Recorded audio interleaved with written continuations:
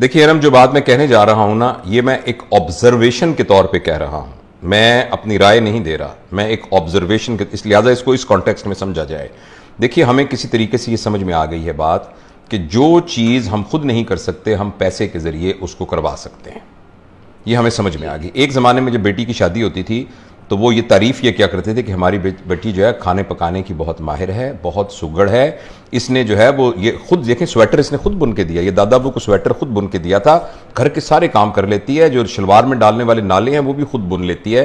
तो इस तरह के क्राइटेरियाज पर हम ये कहते हैं सौमो सलाद की पाबंद है और वगैरह वगैरह, ये क्राइटेरिया होता था। अगेन मैं आपको बता रहा हूं, मैं ये नहीं कह रहा क्या सही है क्या गलत है क्या होना चाहिए, मैं एक ऑब्जर्वेशन बता रहा हूं। अच्छा, उसके बाद हमने ये सोचा कि ये जो घर में कपड़े धोने का काम है ये तो हम किसी माई से करवा सकते हैं।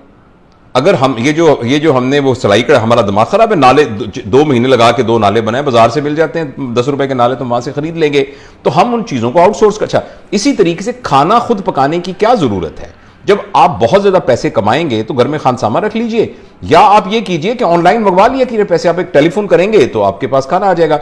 ये हमारा माइंडसेट बन गया है कि हम हर चीज जो हम खुद कर सकते थे अब हम उसको आउटसोर्स कर सकते हैं। पेरेंटिंग के सिलसिले में भी हमने यही सोचा कि जो मां की या बाप की जिम्मेदारी थी, मां बाप ने कहा हमारे पास तो पैसे हैं, हम तो इनको आउटसोर्स कर सकते हैं।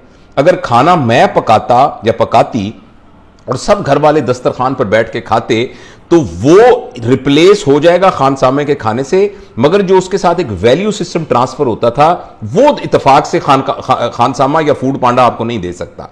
अच्छा, यही बात हमने पेरेंटिंग के सिलसिले में कर दी। मां बाप की तरबियत थी कि बच्चों को हमने पढ़ाना है, लिखाना है, तरबियत करनी है, सिखाना है, हमने वो आउटसोर्स कर दिया महंगे स्कूलों के पास। अच्छा, शाम को हमने बच्चों को गोद में लेकर बैठ के तरबियत करनी थी, ये हमने आउटसोर्स कर दिया एकेडमीज के पास और ट्यूटर्स के पास। तीसरा, हमने बच्चों के साथ तफरीह करनी थी, तो हमने तफरीह के लिए उनको 1.5 लाख रुपए के ना छोटे छोटे अब्बू जी या अम्मी जी जिनका नाम मोबाइल फोन होता है या स्क्रीन, उनको ले दी कि बेटा ये हमने आउटसोर्स कर दिया, now this is your mama and this is your पापा। तो ये वो माइंडसेट है। अब तीनों चीजें हमने आउटसोर्स कर दी। अब हम शिकायत करते हैं कि बच्चे हमारे ऐसे क्यों हो रहे हैं, बच्चे के ख्याल, हम तो अपने अब्बू के बड़े, हम तो उनके आगे नहीं चलते थे, हम तो उनका जूता सीधा किया करते थे, हम तो अब्बू आते थे सब लोग सर पे दुपट्टे ले लिया करते थे। अब बच्चों को परवाह ही नहीं होती, वो यार यार कह के मुझे बुलाते हैं और मेरी बात ही नहीं सुनते और वगैरह वगैरह। तो अब ये देखें ना, ये मैं अगेन दोबारा कह रहा हूं, ये जमाना बदल रहा है, बदले जमाने में चीजें डिफरेंट हो जाती हैं। बहुत मुश्किल है ऑब्जेक्टिवली कहना कि वो अच्छा था या ये अच्छा है, लेकिन डिफरेंट है। लेकिन जब कुछ चीजें डिफरेंट होती हैं तो उसमें कुछ पॉजिटिव चीजें आ जाती हैं। बच्चे आपसे बहुत फ्रैंक हो गए हैं, बच्चे आपसे दिल की बात कर सकते हैं, बच्चे अपनी इंडिपेंडेंट फैसले कर सकते हैं, ये सब पॉजिटिव बातें हुई हैं। बच्चे अकेले मूव कर सकते हैं, जिंदगी का फैसला कर सकते हैं, ये पॉजिटिव बातें हुई हैं।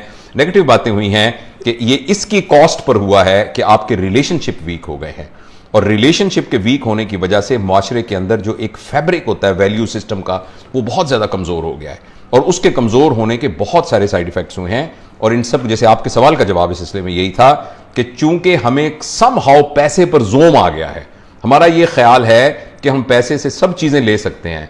पैसे से आप गैजेटरी ले सकते हैं, पैसे से आप एसी ले सकते हैं, पैसे से आप एसी ले सकते हैं, सुकून वाली नींद नहीं ले सकते। मेरी बात समझ रहे हैं ना? पैसे से आप आसानियां ले सकते हैं, आप खुशियां नहीं ले सकते। पैसे से बच्चों को कंफर्टेबल करके आला तालीमी इदारे की डिग्री ले सकते हैं, लेकिन बच्चों की तरबियत नहीं कर सकते। तो तरबिया, जो अरबी का बड़ा जबरदस्त लफ्ज है तरबिया, हम तरबिया को कंफ्यूज करते हैं ट्रेनिंग के साथ। ट्रेनिंग का उर्दू तर्जुमा है सिधाना। कभी आप देखिए, आप जंगल से एक भालू को पकड़ के लाइए, इतना बड़ा जानवर होता है भालू, अगर आपको यूं पकड़ ले तो भेज के रख देगा, हड्डियां तोड़ देगा। उस भालू को ना आप एक स्टूल पे बिठा देते हैं, एक मदारी डुगडुगी बजा रहा होता है और वो स्टूल पर बैठ जाता है। एक बंदर को लेके आप तार के ऊपर स्टिक लेके डांस करना सिखा देते हैं, तोते से आप तोप चलाना सिखा देते हैं। इसको कहते हैं सिधाना, जिसको कहते हैं ट्रेनिंग। हम अपनी पेरेंटिंग को भी ट्रेनिंग समझ रहे हैं कि बच्चों को हम ऑपरेशन करना सिखा देंगे, वो डॉक्टर बन जाएगा, बहुत ज्यादा पैसे कमाएगा, उसको हम ये सिखा देंगे। ये सिधाना है, ट्रेन करना है। जो पेरेंटिंग है, पेरेंटिंग का मतलब है अंदर से वो चेंज हो जाए। मेरे नजदीक पेरेंटिंग का मतलब यह है कि एक शख्स अंदर से अपनी चॉइसेस के सिलसिले में बिल्कुल क्लीन हो जाए। जब अच्छाई और बुराई उसके सामने आए तो उसके अंदर इनर पावर इतनी हो कि वो अच्छाई को इख्तियार करे। जब वो अच्छाई को अच्छाई समझ के कर रहा हो, किसी बेनिफिट के तौर पे ना कर रहा हो। यह है तरबियत मेरे ख्याल में।